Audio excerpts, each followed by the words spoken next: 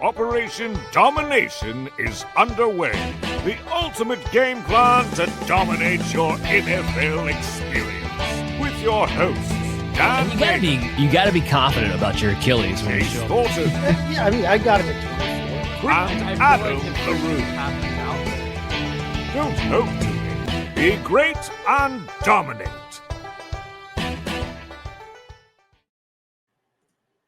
All right. Welcome back into Operation Domination. Don't hope to win. Be great and dominate. As always, I'm your host, Dan Mader, with the full crew here today. Adam LaRue and Chase Thornton to my right. And it's great to talk football for week 12. Look, we're going to get to the Starship questions. We're going to talk about some Dynasty temperature checks. We're going to talk about some DFS cocktails. And hopefully through it all, I know that we are kind of in a pivotal point in your fantasy football seasons where, and we talked about this a little bit last week, but like those guys jostling for playoff positions, you're all in it right now. And on top of it, to add fuel to the fire, most fantasy leagues out there, their trade deadlines this week, or at least the Tuesday of the week 13 coming up. So like 7 days, 6 days, basically, if you're going to make a trade, you're going to have to do it now. It gets real tight because you got to find the right trade partner and everyone's jostling for position. So here's my advice to you guys on that standpoint. Don't think about winning the trade. Just get the value that you need. Figure out, okay, what do I need in what position to make this run? What can I give up? And don't be afraid to make a sacrifice in order to get that player, because this is no time to sit back and hope that something makes itself available on the waiver wire. This has all been picked over at this point. It is your last chance to actually make a significant jump in your team. So that's my word of advice for you guys as we get the show kicked off on Operation Domination. Make sure you download your favorite podcast app. Make sure you check out our video content on the Fantasy Football Advice Network at FF Advice Net. All right, gents, let's dive right into this thing because everybody wants to know everything. And Chase, I tailor-made this first question for you just to give you a bone because, look, as awesome as I am, okay, I do make mistakes every once in a while. Yeah, you do. Wait, I didn't say that out loud. Come on. And you both beat me up on the whole Tet McMillan and DK Metcalf thing, and I knew it. I knew it was going to happen about first quarter. It was readily apparent fairly soon. Fairly quickly. So I said this to you guys in the chat. I want to say it on the show. I don't know what it is about Atlanta's defense, but we have 3 games in a row of Bryce Young just like, yeah, I put up like 400 yards and 3 touchdowns when I play these birds. Nobody else. It's the NFC South. All the NFC South teams, when they play each other, are like normal teams. And then outside of Tampa Bay, if they play anyone else, they're horrific. Bryce Young literally put up 2.4 and 4 fantasy points in the 2 weeks prior to Atlanta, where he drops 400 yards and 3 touchdowns. Sorry, I didn't have that on my bingo card. Didn't have it on my bingo card. In light of that, the first question is this: Bryce Young or Tyler Shough as my Week 12 streamer in a 14-team league. 14-team leagues are brutal. I didn't know yours was going to be this brutal. But Chase, like I said, I tailor-made this question for you because if you wanted an opportunity to gloat on your Bryce Young, this is your chance. Well, I don't know if I'm going to gloat, but I do know what Adam's argument is going to be for this, and I'm going to say that my answer is Bryce Young for this week, as if everybody was shocked. History be damned at this point, Adam. I have to dive in on Bryce, and I don't even know why. It defies all logic and defies all reason when I look at it. But at this point, I mean, I don't know. I need another cause du jour to chase, but right now it's Bryce Young. So in a 14-team league, streaming a quarterback this week, I'll take Young over Shough. I mean, ECR-wise, Young is ranked just barely ahead of him right now, not by much. I mean, it's essentially a toss-up, even if you want to go by the ranking there. But Young does have the better matchup in terms of points surrendered to opposing fantasy quarterbacks here. San Francisco's given up the 10th most points to opposing fantasy quarterbacks. Atlanta has given up 18th most points, and that's what Shough is going against there. Shough has been better than Rattler since he took over in terms of like not taking sacks. I mean, he's taken 5 in the last 3 games, but Rattler was taking like 4 a game. when he was in there. So Shough is better about that. Atlanta can pass rush though. They can crank it up. I mean, they've got 34 sacks, or second most in the league in that. We've seen them be able to disrupt teams and kind of kick some butt that way. But they did, even though Young got to them last week, they got to him 5 times. They sacked him 5 times. So I'm not expecting another touchdown or yardage explosion like we saw to Bryce Young last week. But San Francisco's pass rush is pretty weak. This game has one of the higher point totals of the weekend here, and I think Carolina's going to have to pass because I do expect the 49ers to be playing from in front. So in this matchup, not to gloat, but I will take Bryce Young over Shough just for this weekend.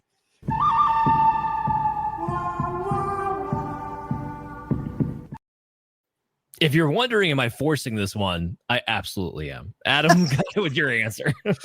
Yeah, so he kind of beat me to the punch. I got 8 Mile a little bit here. Look, easy to do when you have the outline.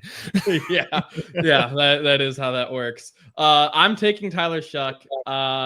It's my honest answer to whoever's question this is like, I'm so sorry that this has happened to you. But so my reasoning on the Young side, Young has had 15 plus points in back-to-back games has had 15 plus points. So following a 20 plus point performance exactly once in his career. In other words, he has finished with higher than QB 17, never following a top 12 performance. So he has never been startable in back-to-back weeks, not once in his 2.5 seasons as a starter. That's a problem. That's problem number 1. Okay. We can go other hand. This season, he has not thrown 200 plus yards in back-to-back games. Not once this season so far. He's actually only done it twice, and the other one was in like week 3. Before playing Atlanta this past week, the last time he had thrown more than, actually not even more than, exactly 30 passes was week 5. He has been in the 20s and teens of pass attempts from week 12 or week 11, to week 5. It was 6 weeks. 25 pass attempts. Hard to get fantasy production, even if, regardless of my opinion of the quality of Bryce Young, it's hard to get fantasy points on 25 pass attempts. It's hard to do. The run game has been good. Dowdle's been awesome. And even Hubbard has had his moments this season. And it seems like he's getting closer to being healthy. So that's the Bryce Young part of it. I don't believe that you're going to get, color me shocked if you get more than 15 points out of Bryce Young this week. I guess the way that I'm going here, which good for you, Dan, since you're playing him. On the Shough side, he's playing the team that just gave up 400 yards to Bryce Young. So on that hand, I feel pretty good about it. And the advanced analytics for Bryce Young, or for Tyler Shough, there's some positives to take away. It's got a 4.8% big time throw rate. That in the NFC South, that's second behind Baker Mayfield. You expected it to be behind Baker Mayfield. Then the turnover-worthy play rate is at 1.1%, which is the lowest outside of Kirk Cousins, and he doesn't count. He's fake. ADOT is 2.5 yards higher than Bryce Young, by the way. It's at 9.9 versus 7.3. 7.3 is a good yards per attempt, not ADOT.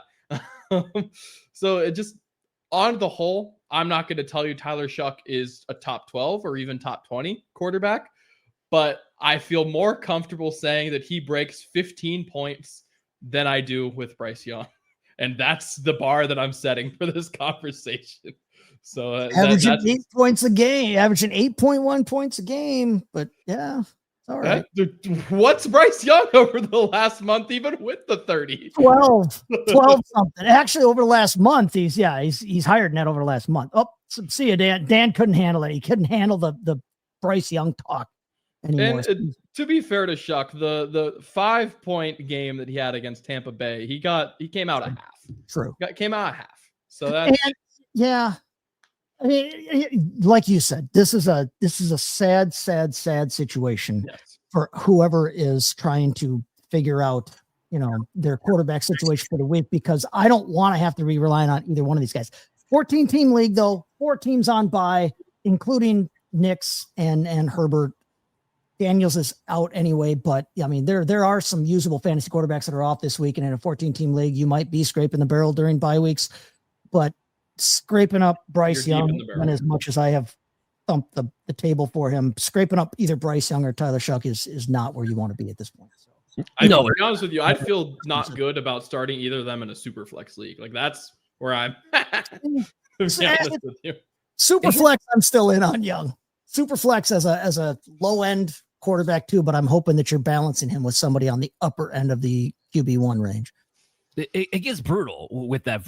Look, I'm in a 14-team league and I got Jordan Love, and I've been trying to get a quarterback to pair with him the entire season. And other than Cam Ward, nothing else is even really available. So I'm going to weigh in on what side I fall in on this. And it is slightly, ever so slightly, to the Bryce Young side, because I have him ranked at 20 and Tyler Shough at 22. So Adam, you made a few interesting points, but here's my feedback on it. One, while Bryce Young has maybe only performed once with 15 points after a 20-point performance, Tyler Shough has only gotten 15 points once in his entire career so far. Out of 2 starts. 3. That's a way better ratio. 2.5 plays, sure. Don't call Dan out on a small sample size. Come on now. Just saying. But here's a not so small sample size. So even after Bryce Young put up the 400 yards that he did, Atlanta is still in the top 12 in passing yards per play allowed. Yeah. For the least amount. This is not typically a defense that you're throwing a ton on. And I'll add this in there. Divine Diablo, their top star linebacker, is back this week. And that's huge because that defense was looking like it was becoming a real thing before he got injured. Now you add him into the middle, on top of the fact that they stabbed their pass rush. Like I said, they had 5 sacks anyway. On top of the fact they're a defense that you're typically not throwing a ton on to begin with. And that Tyler Shough, going back to college, is absolutely and utterly awful when under pressure. Just completely dead. The 49ers, not only, to Chase's point, have they given the 10th most fantasy points to wide receivers, but they've allowed the 6th most passing yards per play.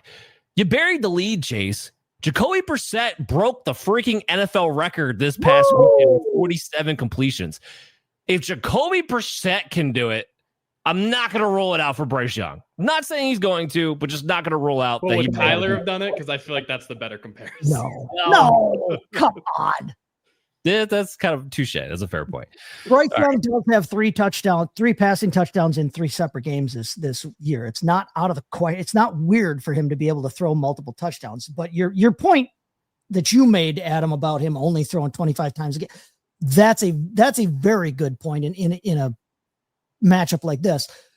The counter I'll say to all of this that I didn't mention earlier is that the New Orleans game, the New Orleans Atlanta game, does have the 2nd lowest overall point total on the week too. It's supposed to be a close game. I don't necessarily know that they're going to try and throw a ton with Shough, or that they're going to be able to. So yeah, it's going to be an ugly football game. And don't let Dan drive a wedge between us, Adam. He's just trying to get back at us for winning the challenge last week. So, I mean, yes, it's a showdown, but brotherly love. Dance puppets dance. We spent entirely too much time talking about Bryce Young and Tyler Shough. So let's move on to the next question here, shall we? I've got the number 1 waiver wire, and this is somebody who's asking me. So I got the number 1 waiver wire pick. J.K. Dobbins is on IR. Josh Jacobs is banged up. Do I burn it on Isaiah Pacheco, who's expected to be back this week and was back at practice, or Beshad Tutton as my running back to finish the season? Adam, where do you fall on this one? Well, I'm not going to bury the lead. I don't think either of these guys are solving your problems. That's first and foremost. I'd consider the trade deadline if you still have it. Otherwise, between the two, purely to answer the question, direct answer, Tutton. Here's why. We've seen nothing out of Pacheco, and more importantly, I've seen nothing to suggest that it's getting any better. In fact, I think I know this might be cope. I don't really care. I think it's more likely that Beshad Smith steals snaps than it is Pacheco gets a better share than he has now. Throwing it out there. On the flip side of that, and by very similar logic, I don't think Tutton steals this job, but he's got a whole better chance of doing that than Pacheco does of getting a better share than he has now. And the current share Pacheco has done nothing. The Chiefs throw the ball a crap ton. I think they're going to continue to do so. Their run game, I think that they're content to live without, clearly, considering they decided Breece Hall wasn't worth a third. So they don't care about the run game. So why should I care about the run game as a fantasy owner, to be honest with you? And if I did, I'd care about Kareem Hunt at this juncture, which feels disgusting to say in the big 2025. But nonetheless, Tutton at least has upside. I don't think that exists for Pacheco right now, which sucks because I really like Pacheco, but it is what it is at this point. Yeah, I mean, you're talking about a guy who runs with physicality, coming off of an MCL. He's wearing a knee brace there at practice. Kareem Hunt's going to be involved, especially in the goal line. To your point, there's not a lot of upside here. Beshad Tutton, he might not have to take over the job with ETN. We saw this past week, the guy had 32% snap count. Yep. And he had 15 carries for 70 plus yards and a touchdown right off the rip. And had he not gotten the ankle injury, it probably wouldn't have held a lot more because he had the hot hand. And Travis Etienne was, while he was out snapping Beshad Tutton was being very efficient with his touches. And just to throw it out there, it was in the 40s when he got hurt. So through the first 3 quarters, it was like 42% to 58. Just throw it out there. Yeah, no. So even if they close that gap, Jacksonville looks like they're just primed to become a run-first team. But between Brian Thomas being hurt, the issues that they've been having with the passing game anyway, it just seems like they're primed to be like, look, we're going to lean in the ETN and Beshad Tutton, and that's going to be our identity with the defense hopefully playing decently down the road. I just think that's what's lining up to be. That's what the usage is telling me they are starting to become. The only downfall right now with Tutton is that this ankle issue that he had in this game is not new. He's been dealing with an ankle issue all throughout the season here and there. In fact, that's why we had a number of weeks where he was being outsnapped by LaQuint Allen and getting like Ray Davis treatment on the Buffalo Bills, where it's like, we know you're the better back of the two as far as the backups are concerned, but you're actually getting the third least snap or the third most snaps because you're a little bit banged up and you're not actually getting out there and you're not the passing down back. So I see it was shaping up very, very similar. I don't think that's the case now. I think the cat is out of the bag in the sense of if Tutton's good to go, I think he's going to have like at least a 35% roll depending upon his health. But that is one of the downfalls of that. So Tutton's still enough of an upside play where he's a ticket. All right, Chase, do you have anything to add to that? Jacobs, dude, you should have already had Emmanuel Wilson on your roster anyway, or you should be trying your damnedest to get him right now this week and for the rest of the season, just in case the Jacobs thing turns into something there, because Wilson has shown that he can perform when Jacobs is out. And there really is no one else there. Don't give me the Marshawn Lloyd coming back off injury because that'll never happen. No Chris Brooks for you? Was that? No Chris Brooks for you? No, not at all. No, the answer here is Tutton again. I mean, Pacheco's played himself into a full-blown committee, I think, regardless of the injury. That's just what it's going to be. I agree with Adam's point about Brashard Smith. And we've seen this team have a pass-catching back who has been a usable, viable fantasy asset in the past. And if Brashard Smith becomes that, or continues to, kind of operate as that in this 15-person committee of theirs, I think that can continue. But I mean, Tutton did. He looked like the better back, the lead back in week 11 there. And keep in mind, ETN has a shoulder injury. He's limited in practice this week too. So there is the possibility that Tutton may not steal this job, but it may end up being his anyway if something ended up coming out of the ETN injury or, going forward there. Either way, between the two of them, Tutton is the only one of the two that has the blow up potential, because if he takes that job over, I think the sky's the limit. Whereas we've kind of seen and we know what Pacheco is. Yeah, no, totally agree. By the way, Josh Jacobs, Tutton, Travis Etienne, all the injuries. Make sure you check us out tomorrow. I'll be with Dr. Brian Scott because we have a lot to discuss after a brutal week 11 with the amount of stars that went down and got injured. Bad timing indeed. All right, so let's move on to the next question. Is it finally time to drop Tony Pollard for Beshad Tutton? Tutton was a very popular player that was mentioned in these questions. In half-point PPR, or is that an overreaction? Chase, what's your reaction to this? I hate it because I have Pollard as one of my 2 top running backs in a auction league that I am in this year. But yes, I mean, if you've reached this level of desperation, I just gave you the argument, or we just gave you the argument for Tutton over Pacheco. I'm not sure that Pacheco himself doesn't outrank Pollard at this point, honestly, even with the uncertainty surrounding his return to the lineup. Tutton does have the better rest of season schedule between the two of them, and he would be the man in Jacksonville if anything happened to ETN. I'm not listening to the LaQuint Allen stands here. I don't care about LaQuint Allen. It would be Tutton here. Neither Pollard nor Spears in terms of the Tennessee side of things here. Neither one of those guys is going to get you 10 plus fantasy points a week unless he scores a touchdown. But between the two of those guys, at least Spears gets receiving work and Pollard has not been getting that even. That offense in Tennessee is last, or they are next to last in scoring and in just about every rush category, anything you want to look at for rushing stats. So it really doesn't matter which one of those two guys has that job. So between the two of these guys, I mean, Jacksonville's middle of the pack offensively, but they're actually top third in a lot of the key rushing metrics like touchdowns, rush attempts. And if you've got a guy that can be the guy in an offense like that, I will take that over a guy who's in a timeshare and the lesser end of the fantasy timeshare in Tennessee. So no, this is, yes, drop Pollard for Tutton and just pray for the rest of your season. Anything you want to add, Adam? Nope. Pollard's situation's not going to change. Tutton's might, and that's better. Pollard's only had 3 games this entire year where he's even been startable. He's even been in the top 24. The reality of the situation is that they've got one game on their schedule left where they might be within 10 points scoring wise, and the receiving back is Spears. So what are you going to do with Pollard? Like, what is he going to do? In what world does he do anything? The 31st in rush attempts. Yeah. He might not just be the receiving back. Spears is that he played over 50% of the snaps this past week. They might finally be transitioning to Spears just being the lead guy in general, which at this point, I don't know why you wouldn't, because you just need to play young guys. Calvin Ridley's out for the rest of the year.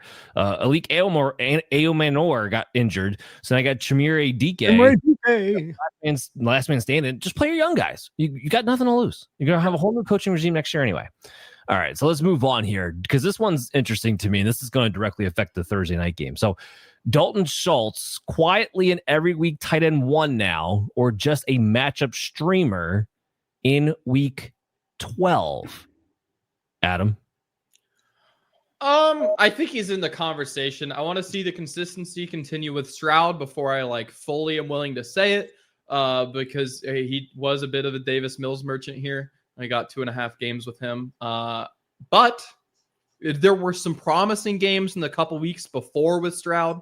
It just wasn't quite as consistent as it's been the last 3 weeks or so. So I think he could be. I think he's in that 10 to 14 range. Whether he's truly a week-to-week starter, I think I want to give it a week, maybe 2. But he's definitely in the conversation. Chase? Yeah, I'm not a Schultz guy. I never have been a Schultz guy, really. He's a matchup streamer for me this season, but not for this week. I mean, Buffalo gives up the fewest points to opposing fantasy tight ends. This is a tough matchup. I agree with Adam's point, and it's completely valid that it's been Davis Mills. Davis Mills has been better for Dalton Schultz. Yes, there was maybe signs of hope-ish with Stroud, but he's been better with Mills. And Stroud in that concussion protocol after this game, he's going to have 10 days to get back and ready and clear that concussion protocol. It's a much better matchup here coming up in week 13 against Indianapolis. Sorry, Adam, but it just is for tight ends. Schultz is a streamer for me. He's still a tight end 2 type for me as opposed to a regular starter, but it is tight end. So if you want to take a shot, do it. He does have a good tight end schedule the rest of the season. So if you want to, if you're sitting in a bad position here, or you were streaming tight ends anyway, there's worse dudes to go with. But he's nothing more than a streamer. I'm not trusting him week in, week out right now, even at tight end. I totally agree with you guys. I'm just going to outline both of your points. With Davis Mills and the games that he's played so far, so I'm counting the half game that we got 3 weeks ago, Dalton Schultz has been the tight end 10 on points per game. Previous, he'd been the tight end 22.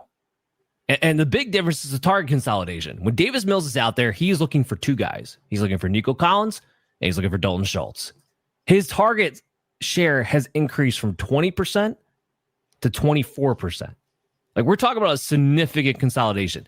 When CJ Stroud gets back, because he is the better quarterback, and because we're seeing Jaden Higgins get more involved, and Jalen Noel get more involved, and the offense just in playing time in general, he's going to spread it around more. That's what he does. Outside of Nico Collins, CJ Stroud spreads the ball out. Dalton Schultz goes back to being irrelevant, in my opinion, when CJ Stroud does, in fact, take the field again. So I'm with you guys. He's a streamer for week 12. He is in my top 12. He got the 4 teams on bye. Not a lot of options. I do think he still has a strong target share with Davis Mills already officially starting in this game. But that's it. So let's move on here. I got defensive questions. Yes, I always love my defensive questions. So here's the deal. This person wants to know, should they drop the Patriots defense, who has been very good for fantasy, for the Browns defense for week 12? And is this a move that should also be made for the fantasy football playoffs? Chase, where are you falling this? Listen, it's Cleveland over New England for this week, but I don't know if I want to drop New England right now. New England is going to be better for week 13. They have a better rest of season schedule. They have a better playoff schedule, in my opinion, than the Browns do. Cleveland is obviously better for this week. New England has a bye in week 14, so you can't just rely on New England. You can't not, pick up a defense at some point here in the next 2 weeks. But Cleveland has a terrible playoff schedule between Chicago, Buffalo, Pittsburgh in terms of the amount of points that those teams have allowed to opposing fantasy DSTs. So my take on this is if you are a contender, we're in the point of the year where you can start to lay down your seasonal end game here. You could try to hold both of these teams if you wanted to get you through these last several weeks here. It's not out of the question to hold two defenses on your roster at this point in the season if you're a contender and if you've got the room on your roster for it, because you're trying to set yourself up. You always need to be looking now a week, 2 week, 3 weeks ahead. And I just laid it out for you there. These teams kind of leapfrog each other in terms of who's better here for the rest of the season. So I don't know that I want to drop New England or anybody for the Browns, but the Browns are the better play this week. If you can hold them both, I say hold them both. Adam, what do you say? The addendum I'd make to that is I'm not always the biggest fan of, depending on roster size, holding two defenses. If your record is one where you really need this week, I'm okay with doing the Browns one, but I agree. I prefer New England's playoffs, to be honest with you. One, they both play the Bills, and that's a scary matchup. I mean, or the Ravens are scary as well, but honestly, on the season long, they haven't been. We'll see if that gets better, but to be honest with you, against the Browns, they didn't scare me, and I think New England's just as good, if not better. And the problem with the Browns, we see time and time again, every single year, these defenses that are really good for bad teams fall off by the end of the season because you lose things to play for. It happens without fail. The Bears last year, for example, were a top 11 defense, but during your playoffs, they had, I believe, one 15-point performance in the finals, but they got a 0 and a negative right before. After being, like I said, like a top 12 defense going into the playoffs, like a top 10 defense. But man, it's tough, especially, I hate to say it, but the way Shedeur looked last week, there could be a really dismal feeling in that locker room a month from now when we're talking about finals. So I'd rather have New England with a lot to play for, a hungry defense, a hungry team, and a defensive head coach who is trying to get things going in the right direction. I think that defense has been really good. They have a lot of talent, and they're playing ball like they have things to play for in December, and the Cleveland Browns certainly will not. Hey, can I throw this? Can we just lay off of victimizing Shedeur Sanders every time something significant in a guy's life happens? I'm not a giant Shedeur fan, but can we stop prank calling him during the draft, robbing his home during his NFL debut and all that kind of stuff? Just let the kid live, for crying out loud. Back off, criminals. Back off, criminals. That's your warning from Chase Thornton in his bar in his basement. Right. Oh man, I will say this: as far as his on the field play, he did not look like a real quarterback. I didn't think it could be worse than Dylan Gabriel. I was like, maybe it can. I don't know. We'll find out for sure this Sunday because he's going to be starting. To get back to this original question, I don't know if I agree with you guys about New England having a better playoff schedule. So both these teams play Buffalo. Both of them are bad, by the way. And my actual analysis for this question is: look, I'm picking up the Browns defense this week, and come week 14, if you're going to be playoff position by then, I'll probably be looking for other multiple defenses that I can just plug and play the matchups for those 3 weeks. That's my overall take.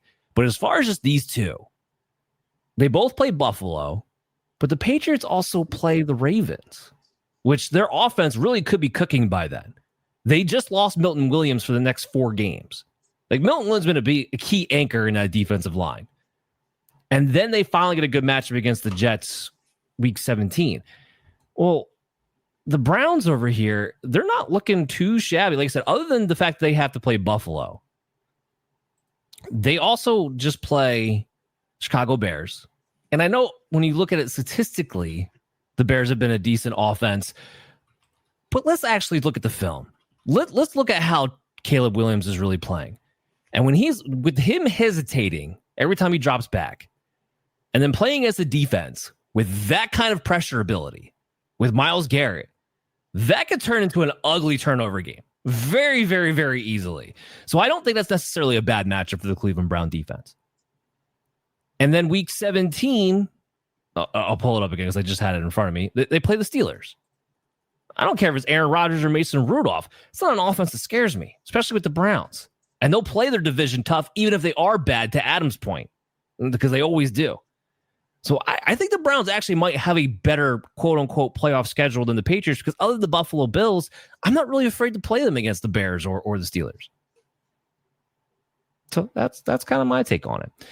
You guys do what you want to do. And in the meantime, we're going to dynasty temperature check you.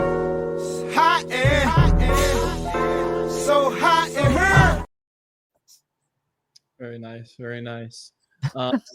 On to the dynasty temperature check. We're going to start it off with, we got a couple Denver guys to talk about, and then we got one curveball for you.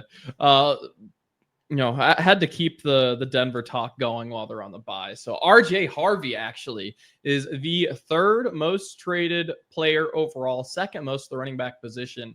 Just by the way, because we're also going to have the second most traded player and first most running back. The most traded player has continued to be AJ Brown, which is, we've talked about him before, so I didn't want to run that back, but bizarre situation there. To RJ Harvey, however, like I said, third most traded player overall, second most of the running back position. Some example trades for Mr. Harvey, who now seems to have the starting position for Denver it sure seems like they're talking about J.K. Dobbins might come back for like the playoffs or even into the playoffs, not the beginning of playoffs. It doesn't seem like he's coming back for the NFL regular season. Seems doubtful. Maybe, but doubtful. So at any rate, we're looking at with RJ Harvey, 2027 first round pick straight up, which is not bad, all things considered, plus a second for Troy Franklin, which is interesting. It got some like inner team trading going on there, plus DJ Moore. So RJ Harvey and DJ Moore for Daniel Jones. You've got RJ Harvey straight up for Devonta Smith. You've got RJ Harvey for Derrick Henry and a 2026 second, or you've got RJ Harvey for Michael Pittman straight up, which I want to hear what you guys think. But to me, it seems like the market has no idea what to do with RJ Harvey, because that is a wild range to me, at least. Yeah. The Chase, I see you laughing. What are your thoughts there? No, yeah, these are some, and nobody wants to deal with RJ Harvey, or, we'll talk about him in a minute here probably, but Troy Franklin, it's just a weird mix of valuations here. I think Harvey straight up for the 27 first. Okay. Yeah, I can take that. I don't think either side comes out, crazy ahead of that in value. The Pittman trade straight up, I think, is fine. I'm okay with that trade as well, but you're going to add a second to Harvey to get Franklin. I think you're way underselling your second and your Harvey for Franklin, or you're very, very optimistic about Franklin. That's a little weird to me. The Jones trade is one where, if you're competing, and we've talked about it before, the vast majority of our dynasty teams are in superflex leagues. If you are contending, if you need a dude at quarterback right now, quarterback is going to be more important to you than a potential RB2 in Harvey, than a potential or current, whatever you want to call it, wide receiver 3 type in DJ Moore. I'm fine with overpaying a little bit for Daniel Jones to get him in on your roster there. The Henry and the 26-2, I think, wow, holy cow. Somebody really loves Harvey if they're willing to give up Henry and a 26-2 to get RJ Harvey, and that blows me away. I'm not sure on that one. So the valuations are all over the place here for me, but if you have Harvey and you can capitalize on the fact that everybody is excited and hopped up and like ready to go because they just lost J.K. Dobbins. Jump on that. I don't necessarily know that Harvey has crazy long-term value. He's looked okay. He's looked like he can be an NFL player at the running back position, but man, some of these trades are blowing me away. Well, you said it best. It's a wide range. So here's what you have a mixture of.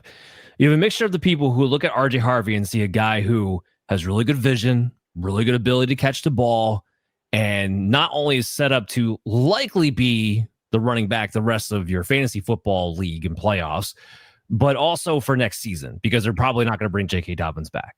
Yep. Then you have the overreaction to him not playing well his first time out with that role this past week, of which I would just say it was the Kansas City defense. They hold a lot of running backs in check. There's not a big reason to overreact to that, but that's what I see when I'm looking at this deal.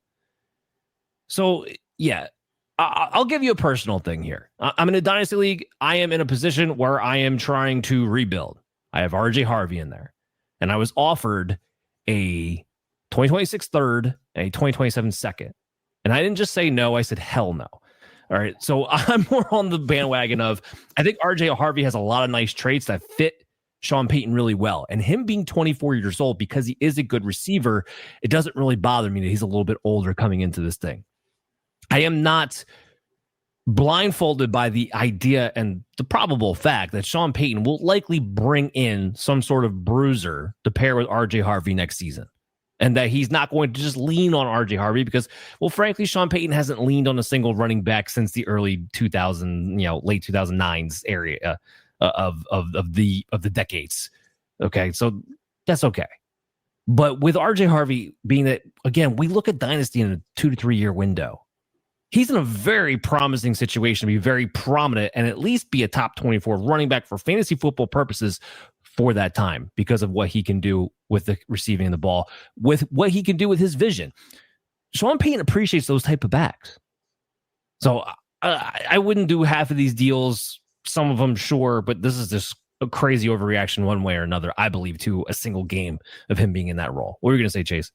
Well, would it shock anybody if, say, like Rico Dowdle ended up a Denver Bronco next season? And then now Harvey was flipping nothing. I mean, unfortunately. Well, yeah, I'll do you one better. It wouldn't be shocking to me if Chuba Hubbard wound up on Denver because I think Carolina's going to find a way to get and probably keep Dowdle. But yeah, to your point, yes, I agree with that sentence. It would. Yeah. I'll do you one better. There will be a veteran. There will be a veteran in the Mile High City, yes, to pair with RJ Harvey. I was like, I'll do you one better. I hope to God this doesn't happen as an RJ Harvey owner, but I wouldn't be surprised if Bryce Hall became available that Denver doesn't go after a Bryce Hall to pair him up with RJ Harvey. I hope it doesn't happen, but just the point is that I think the Broncos will very much be in the market for another veteran type of running back next season. I don't know how to feel about that idea. I'm going to be thinking about that the rest of the night. That sucks. What do you think, Adam? I'm kind of with you guys. I think that there's some low selling here with Harvey, but also if I was a contender, that Derrick Henry one would be that would be hard to turn down. Yeah. Yeah. Derrick Henry in a second's nice. What leagues are you people playing in? Yeah. Send me an invite. STT Chase, FFB. You guys, you see the name, it's all over the place. Just send me an invite. Well, we'll keep going on the Derrick Henry train then. So he's the second most traded player overall and first most running back. Like I said, AJ Brown's the most traded player overall. Derrick Henry's value, we did talk about him earlier in the season as well, and I ignored that with AJ Brown. I ignored it with AJ Brown because it's not all that different, if we're being honest. The situation hasn't changed significantly. The trade values haven't changed significantly. People are trading him a lot because if you're a contender and if you wanted the points, it makes sense. Derrick Henry, on the other hand, the situation has changed a lot over the last month since we talked about him last. Where now, at the time, I think there was a lot of panic selling going on. Now, we're seeing trades for a 2026 first. We're seeing it for 2 2026 seconds. We're seeing a 2027 first.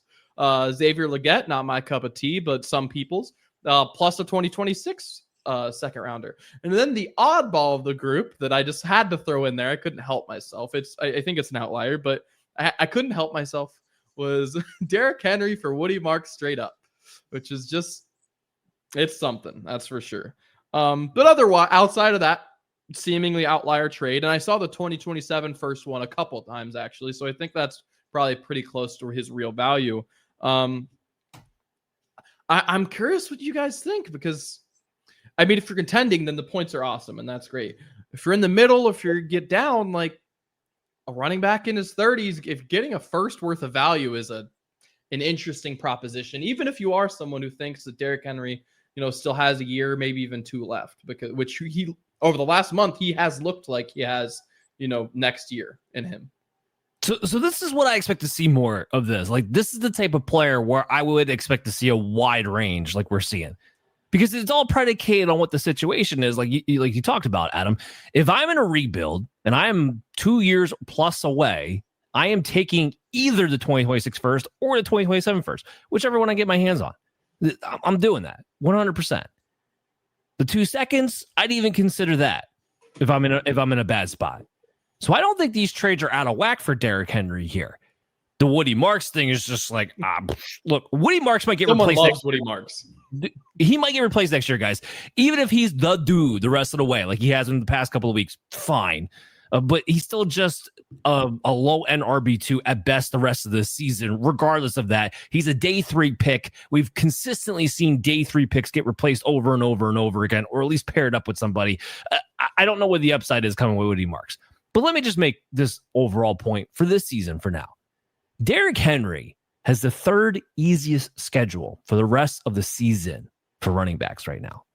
And over the last 4 weeks, we've seen him start to become Derrick Henry again. He's 13th in fantasy points per game in half-point PPR leagues. He's been picking it up from the disappointing start that he had. And we know Derrick Henry's a second-half player. When it gets colder outside, he gets better.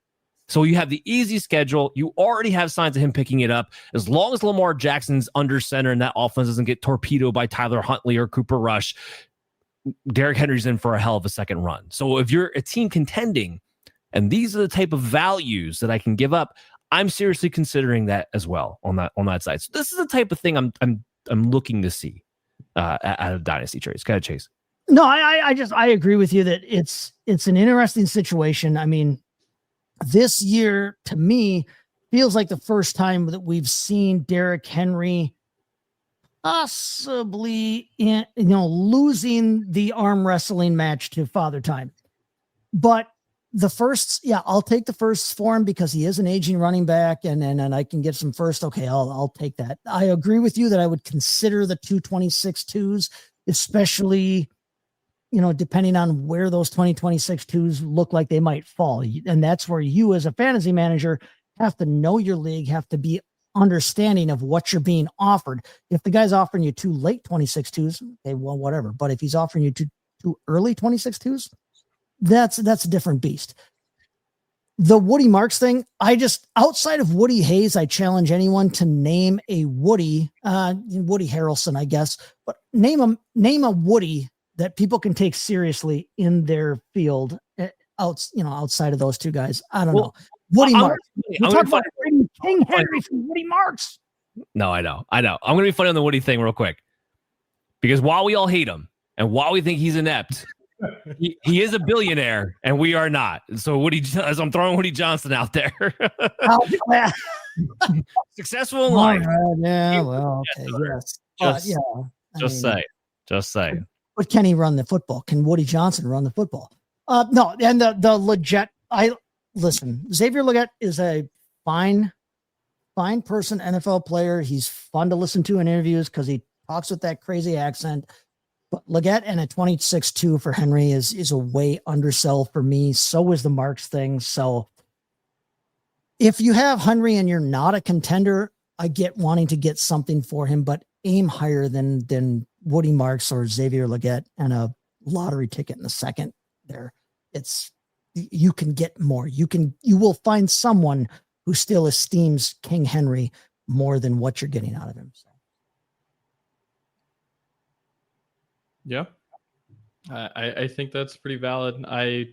Derrick Henry is someone who, if you're contending, you want him on your team. I think that's a simple way of saying it. If not, we'll talk about it. But if you're contending, you want Derrick Henry. back to Denver on their bye. We got to keep them in the news a little bit. Troy Franklin, unranked, but based on the RJ Harvey conversation, I was kind of curious.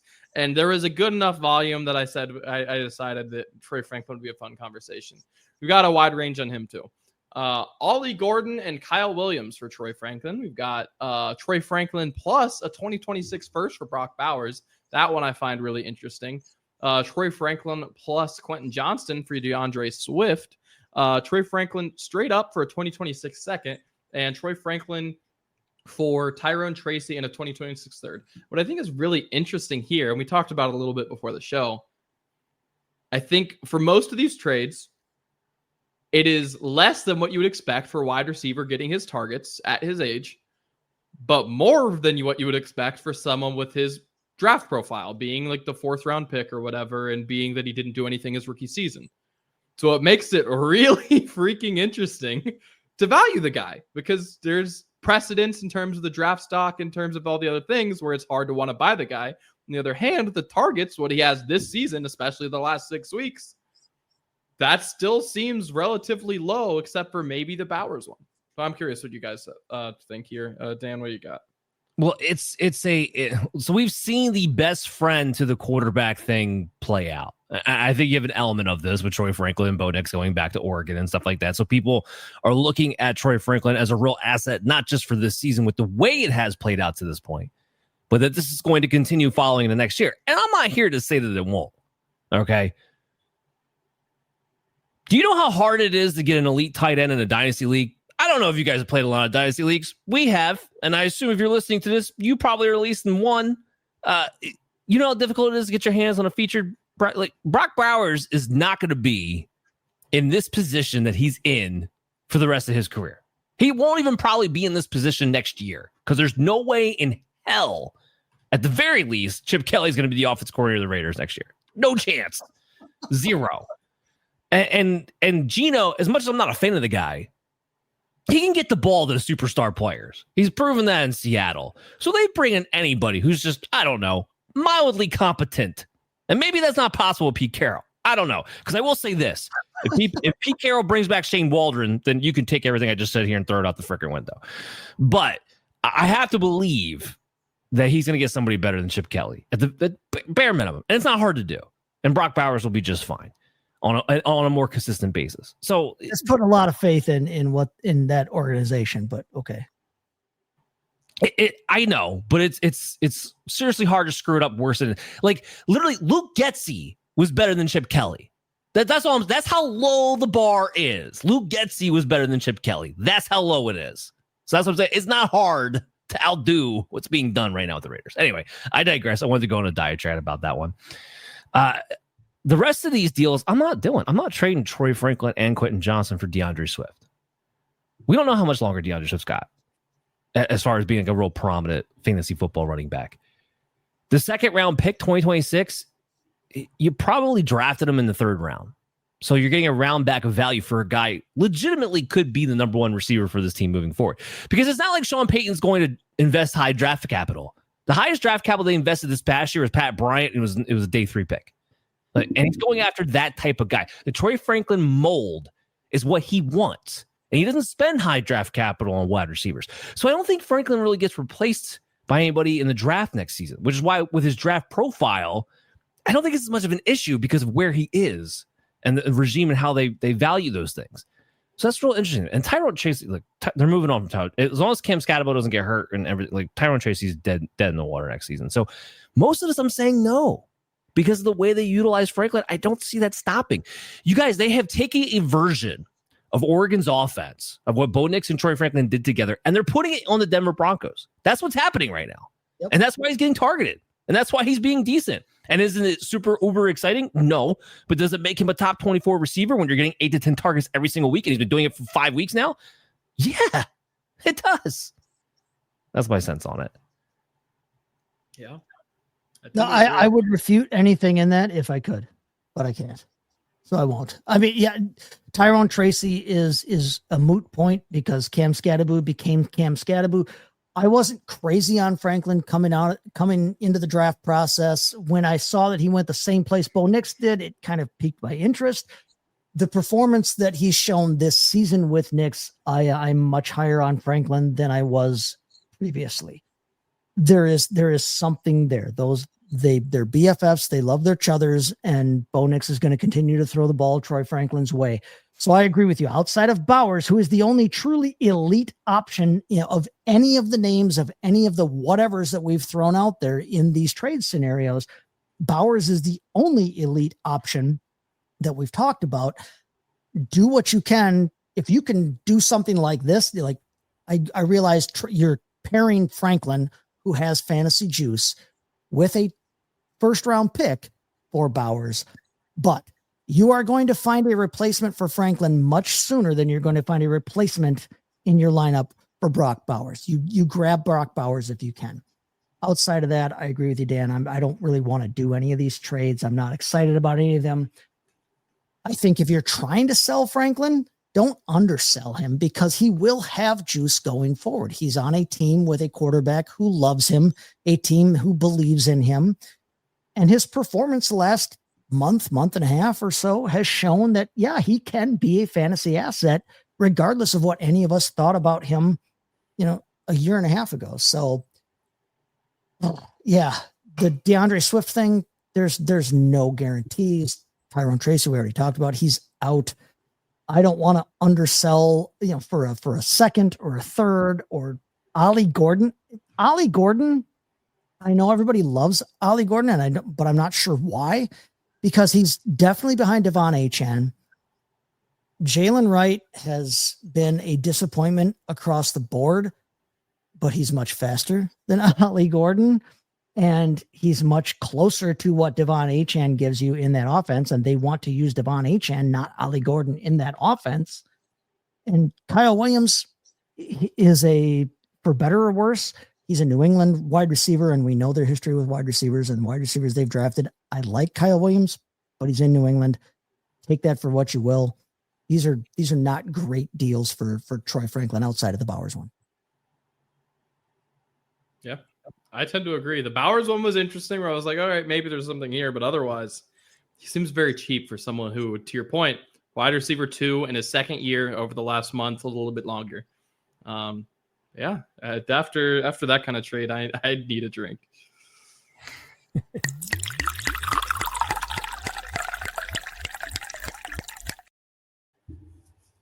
All right, I had to stand up early because I got so worked up about the Troy Franklin thing. I had to stay. I normally sit until it's time to mix a drink, but I got so worked up about this Troy Franklin ridiculousness that I had to stand up. But let's talk a little bit about DFS here and mix a cocktail as well. Interesting week. If you guys have looked at the betting lines, if you guys have looked at the point totals this week, there's 3 games that are over 50 points right now for a point total. There are a lot of 2-score and over 1 touchdown favorites for this week. So there's a lot of weirdness going on in terms of how Vegas sees the matchups coming up this week. But we are going to try and take advantage of that. And the first one that we're going to go with, as always, we try to start with our quarterback. We try to talk about our quarterback. Now, Dan tried to bait me into, giving Bryce Young some undue love, because I have been known to give Bryce Young some undue love. But I'm going to go with his opponent this week. We're going to go with Brock Purdy, that quarterback, for 5,900 here. Brock Purdy, listen, he came back last week and he picked up right where we hoped he would pick up. 3 touchdowns last week. He ended up the quarterback 6 in DraftKings scoring. For this week, he's only quarterback 11 in salary, but ECR wise, he's ranked quarterback 8. So you're already saving money in terms of just his ranking this week. He's the quarterback now. He's a top 10 quarterback on the year in points per game. And it's a small sample size because he missed so much of the year, but he's quarterback 9 in points per game here. Carolina, they're not a great matchup for fantasy quarterbacks, but I think part of that is because, teams don't feel like they have to throw on him a ton. But this game has a high point total. It's the Monday night game, by the way, if you guys haven't looked at that yet. It has a high point total, 48.5 points as of when I looked there on Sharp Football Analysis there. And Brock Purdy will be playing at home. Now, Carolina, they haven't been a great matchup for quarterbacks, but they have been vulnerable to the running back position have been vulnerable to the tight end position. Ask yourself, who really are the top 2 targets for Brock Purdy on that team? Oh, it's going to come out to be George Kittle and Christian McCaffrey, his tight end and his running back. I like that matchup. I am willing to spend only $5,900 to get Brock Purdy on my team this week. Not a lot of expensive quarterbacks this week anyway, but I like paying $5,900 for Brock Purdy there. So we'll take him. And we're going to pair him with that tight end, George Kittle, at $5,200. I was really tempted. I was so tempted to go with Trey McBride, who is my guy. I love Trey McBride, and it's a good matchup this week. And I think that he's going to be their top receiver this week. But as Dan has pointed out repeatedly over the course of the season, Brock Purdy loves him some George Kittle, and George Kittle loves him some Brock Purdy. Those two are BFFs. And when Purdy gets back in the lineup, Kittle was going to take off. Well, guess what? He came back in the lineup, and last week, 2 of his 3 touchdowns went to George Kittle. Kittle was the tight end 2 in DraftKings scoring last week. Overall on the season, because he's missed some time, he's tight end 20, but he's tight end 6 in points per game. So he's already scoring a ton of points here, right? Let me add a little quick fact. Steve Young and Brent Jones. Brock Purdy and George Kittle tied Steve Young and Brent Jones as far as the quarterback to tight end touchdown receptions. Right there. Yes. And Dan would know that because he is the 49er fan here, but I'm throwing you threw me a bone with the first question of the day being a Bryce Young question. I'm throwing you a bone here talking about the 49ers in the DFS cocktail here. I mean, Kittle, listen, the feeling is mutual between the two guys. Like I said, Carolina has allowed the 11th most points to tight ends, so they are a good matchup there anyway. But in his last 4 games, George Kittle has caught 23 out of 24 targets for 226 yards and 4 touchdowns. He is on a roll, and he was on a roll before Brock Purdy got back. What do you think he's going to do now that his BFF, like I said, is back under center? We're going to pay less this week, like I said, at quarterback. Purdy's a little bit cheaper. I am honestly going to pay a lot less at running back this week because I think there are a ton of great affordable options at running back this week. So I feel like Kittle, even though he is the tight end, 5 in salary, he's expensive, and we don't typically like to spend up at quarterback or tight end, pardon me. I feel like he's a good value for this, and I feel like we've got the available salary because of where we're saving elsewhere there. Plus, if you look at it, when I looked at things, George Kittle grades out as the best value per point on the slate this week. So even though you're paying a little bit more than at tight end than you normally would, he's still going to, I feel, give you great value at that return. So I'm taking George Kittle. And then we're going to play back against these guys with my guy, Tetairoa McMillan. Now, again, Dan was trying to throw me a bone, and he's trying to bait me with the Bryce Young question, but this is how I'm going to get my exposure to Bryce Young, even though I'm not taking Bryce Young. I'm going to take Tetairoa McMillan in a good matchup here this week for $5,900. He's the wide receiver 19 in salary on DraftKings, but he is the ECR wide receiver 13 on the week. And on the year, he's a top 10 receiver overall. Okay. So last week was by far Tetairoa's best fantasy and overall game of his career to this point. So this might feel a little bit like point chasing, but I've told you, we've talked about it already on this show, that there's a good point total for this game on Monday night. Carolina is going to have to pass because they're trailing, and San Francisco does give up the 7th most points to the wide receiver position. So I feel like this is a good spot for Tetairoa McMillan. If anybody is going to score on this team against the 49ers, it's going to be Tetairoa McMillan.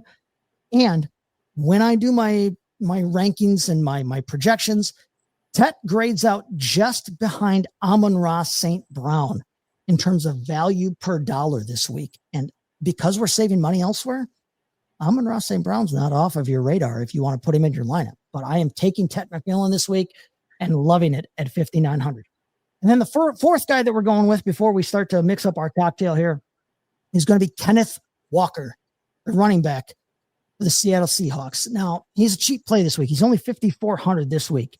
And that's only 26th among running backs in terms of their DraftKings salary. And he is ranked this week as right about there, right?